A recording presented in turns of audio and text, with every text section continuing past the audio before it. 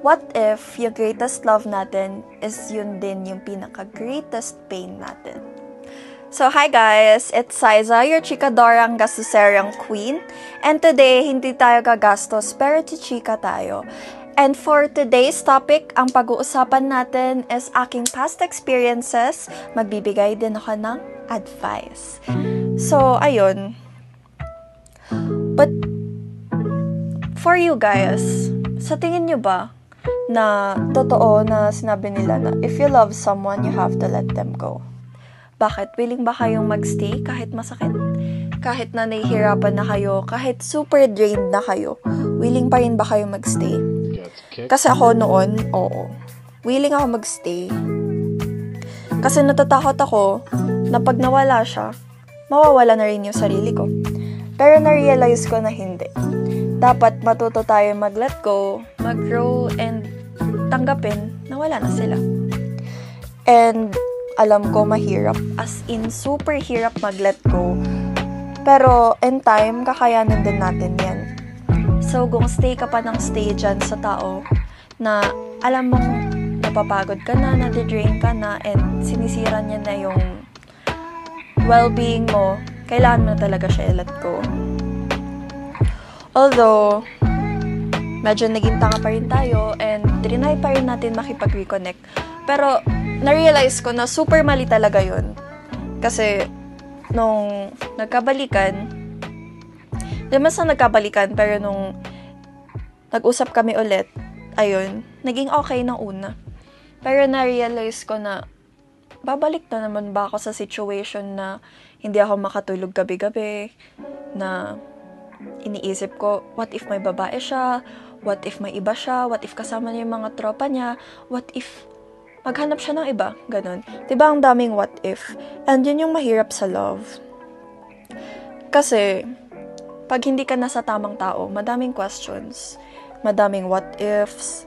Madaming, bakit ganto? Bakit ganyan? Bakit hindi ako yung pinili? Ganon. Siguro time na. Time na mag-isip-isip kung worth it pa ba talaga magstay. Kung worth it pa ba yung mga pagod, yung mga away, mas lalo na pag may babaeng involved. And guys, I'll remind you always na always choose yourself, love yourself, and know your worth. What if bumalik siya ulit? Siguro, if dumating yung time na yun, I would hug him and I would say, thank you for coming back, but I choose peace, I choose happiness, and I choose me. Yun. Alam ko masakit na parang tatanggihan mo yung greatest love mo na bumalik. Pero, you have to grow. You have to accept na wala na talaga. Kahit na anong ulit, kahit anong hirap na balikan siya or pigilan na bumalik siya, wala na talaga. Yung moment pa lang na may pinili na siyang iba, dun mo na lang ma-realize na wala na talaga yung taong minahal mo. Hindi na siya yung taong minahal mo noon, and hindi na siya yung taong para sa'yo. Ang hirap maging second choice ng isang tao.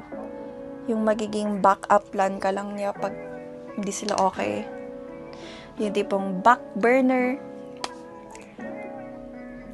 casual friend, just an option, gano'n. Ang hirap, as in, ako na nagsasabi.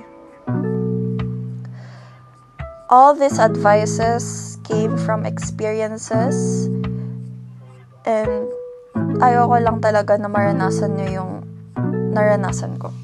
Kasi super sakit, super hirap, and alam ko medyo mahirap mag-move on. Pero okay lang yan, normal lang. Ganyan talaga ang buhay. Hindi lahat ng bagay na gusto natin, makukuha natin. Kasi alam ko kung gaano kahirap yun. Gaano kasakit i-keep up yung pain, i-maintain yung happy side mo kahit na may ganong nangyayari sa'yo. So you really have to pick the right man for you, the right man or woman for you. And guys, please, know your worth.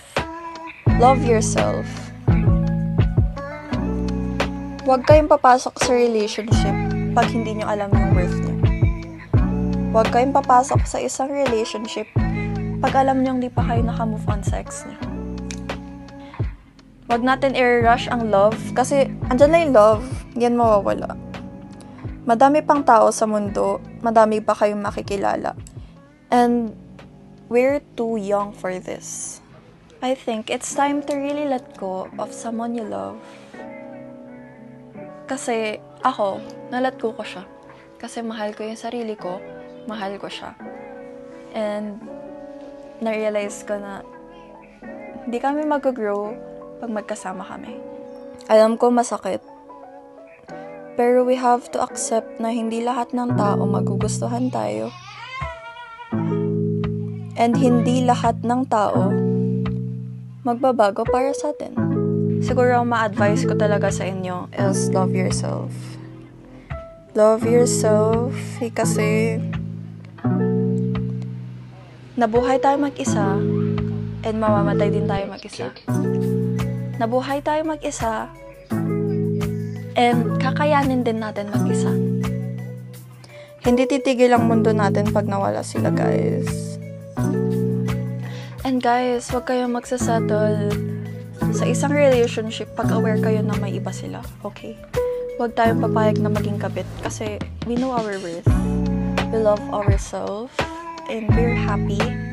We're happily single, waiting for the right man or woman, and hindi natin kailangan maging option or maging side check para mahanap yung true love, okay? And we know na in time may pipili din sa atin. Magiging masaya din tayo. So guys, if you're in a toxic relationship, abusive, or cheater, ganon, it's time for you to let go. It's time for you to say goodbye. And it's time for you to choose yourself. So guys, here's my makeup look. Mag-ayos lang tayo ng hair. And then, I'll see you guys again in 3, 2, 1. So, hi guys, here's the finished product. So, before this vlog ends, I just want to remind you na always choose yourself, know your worth, choose peace, and always remember to choose wisely. So, dito na magtatapos ang ating vlog for today, my chicas. So, I'll see you again. This is Saiza, your chikadorang gasuserang queen. Don't forget to like, subscribe, and hit the follow button. I'll see you guys on my next episode. Bye!